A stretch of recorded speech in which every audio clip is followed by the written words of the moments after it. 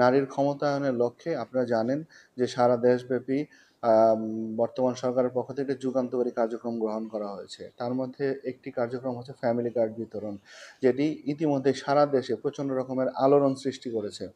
গতকালকে আমাদেরকে মন্ত্রিপরিষদ বিভাগ থেকে একটি নির্দেশনা দেওয়া হয়েছে যে বাংলাদেশের 14টি ওয়ার্ডে, বিভিন্ন জেলার 14টি ওয়ার্ডে এই ফ্যামিলি কার্ডের প্রাথমিক কার্যক্রম শুরু হতে যাচ্ছে। তার মধ্যে চট্টগ্রাম মহানগরীতে একটি ওয়ার্ড পতেঙ্গা, সেখানে আমাদের কার্যক্রম আমরা শুরু করতে যাচ্ছি।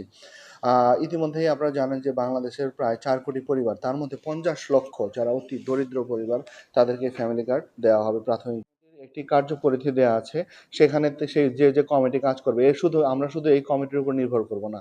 আমরা আমার সমস্ত কর্মকর্তাদের সাথে ইতিমধ্যে নির্দেশনা দিয়েছি যে এই পলিসিকে কিভাবে একটা নির্ভুল করা যায়। সেখানে আমরা প্রত্যেকটা স্টেপ বাই স্টেপ আমরা মনিটরিং করব, যাতে কোনো রকম সেখানে কোনো ভুল তথ্য না আসে, কেউ যেন বাদ না পড়ে যায়, কোনো অসহায় নারী যেন বাদ না পড়ে যায়। আমরা যেন প্রত্যেকটা নারীর যে ফ্যামিলি কার্ডের তার যে অধিকার, সেটা আমরা নিশ্চিত করতে পারি ভাবে।